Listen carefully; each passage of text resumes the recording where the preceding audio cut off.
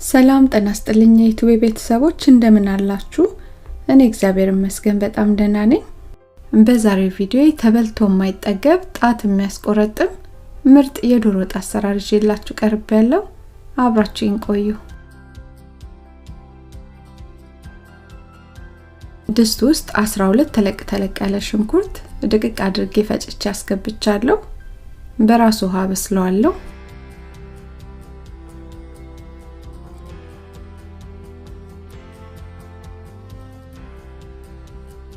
በ20 ደቂቃ ውስጥ ሽንኩርቱ በራሱ ውሃ ብስል ብሎልኛል። ዶሮ ወጣችን ሽንኩርት እንዳይል ሽንኩርቱን በመናበስልበት ሰዓት ጊዜ ወስደን በጣም ብስል ማድረግ አለብን። ውሃው ምጥጥ አድርጎ እስኪጨርስ ማብሰል አለብን። ዘይት አደርግና በዘይቱ ጥብስ አድርጌ አቁላለዋለሁ። የዘይቱን መጠን እንደምንሰራው የዶሮ ብዛት ወይም እንደየፍላጎታችን እናስገባለን። ዘይቱ ቢበዛም ችግር የለውም። መጨረሻ ላይ ቅቤ ከማድረጋችን በፊት ከላይ ያለውን ዘይት እናወጣዋለን። የምታጠሉትን ዘይት ሽሮ ሰርታችሁ ሞክሩት፣ ልዩ ነው። በጣም ነው የሚጣፍጠው።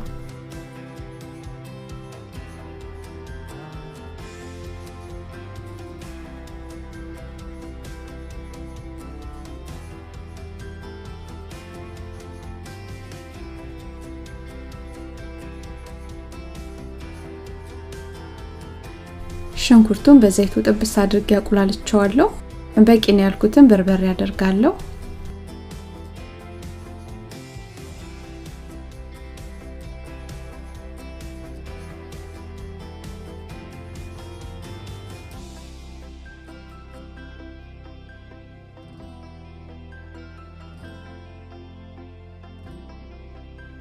በርበሬ ያነሰ ስለመሰለኝ ተጨማሪ በርበሬ አድርጌያለሁ።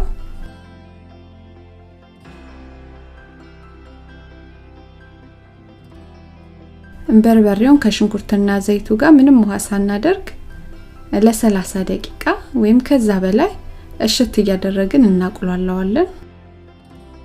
ዶሮ ወጣችን እንዳያቃጥል ጊዜ ወስደን በርበሬውን ከሽንኩርቱና ዘይቱ ጋር በደንብ ማቁላላት አለብን።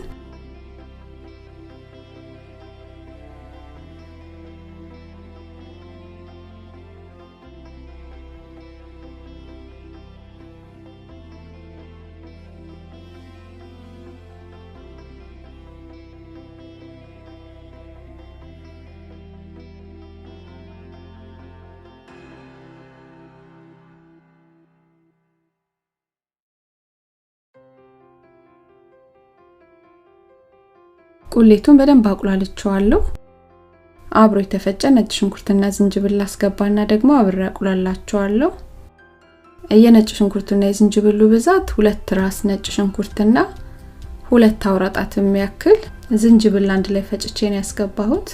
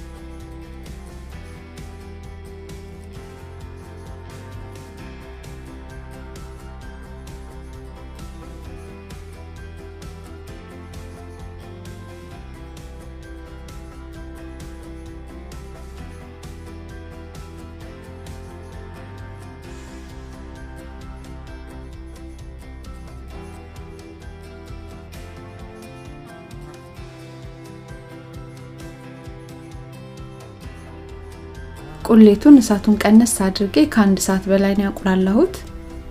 አሁን ደግሞ ውሃ ጠብ ያደረኩ አቁላላዋለሁ። ቁሌቱን እንደዚህ ጊዜ ወስዳችሁ በደንብ ካቁላላችሁ ተመኑኝ በጣም ነው የሚጣፍጠው። በዛ ላይ የዶሮ ወጡ ብዙም አያቃጥልም። በዚህ መልኩ ሰርታችሁ ሞክሩት፣ ትወዱታላችሁ።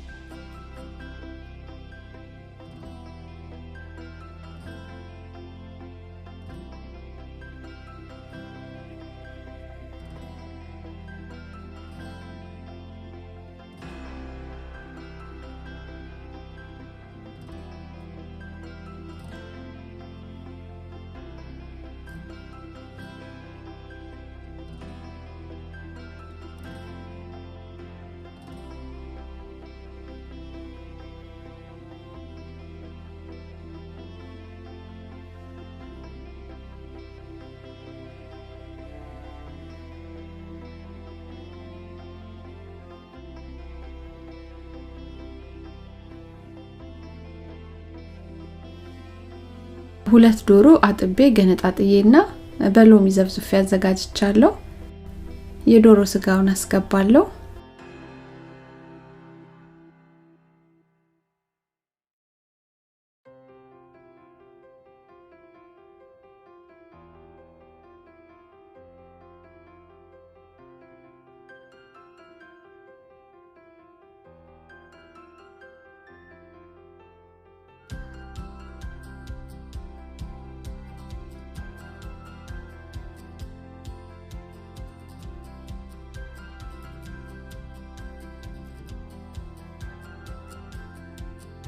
አንድ የሻይ ማንኪያ ጨው አደርጋለሁ።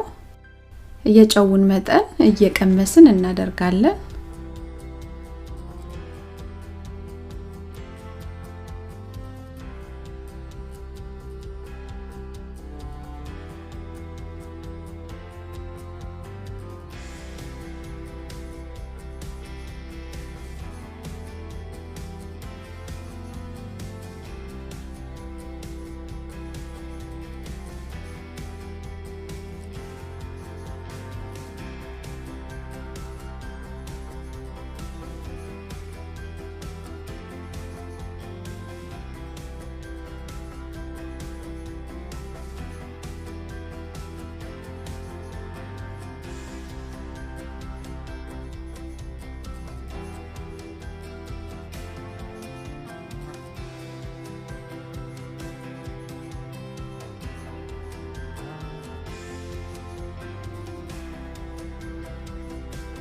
አንድ የሾርባ ማንኪያ የመከለሻ ቅመም አደርጋለሁ።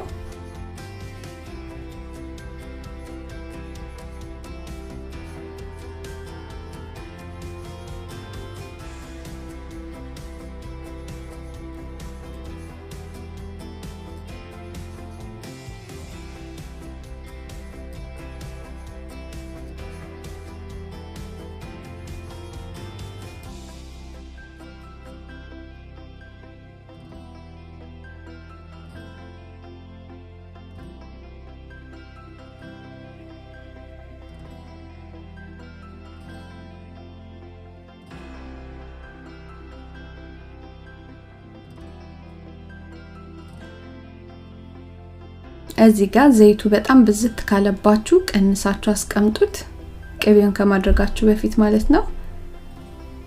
በቀነሳችሁ ዘይት ሽሮ ስትሰሩበት በጣም ነው ሽሮ የሚጣፍጠው።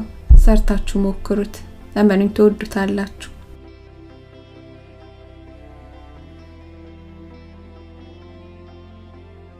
3 የሾርባ ማንኪያ ቅቤ አደርጋለሁ። የቅቤውን ብዛት እንደየምርጫችን ከፍ ወይም ዝቅ አድርገን ማስገባት እንችላለን። ዶሮ ስትሰሩ በዚህ መልኩ ሰርታችሁ ሞክሩት፣ እመኑኝ በጣም ነው የምትወዱት።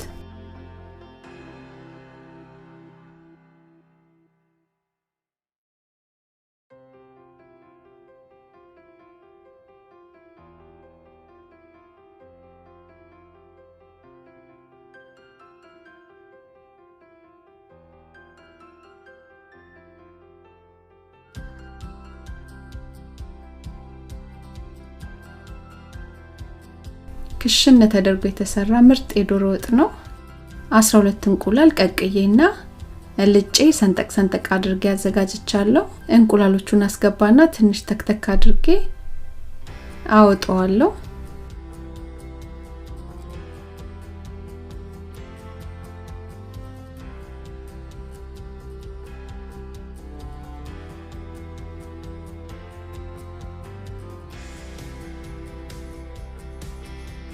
ዶሮን ክሽና አድርጌ ሰርቼ ጨርሻለሁ።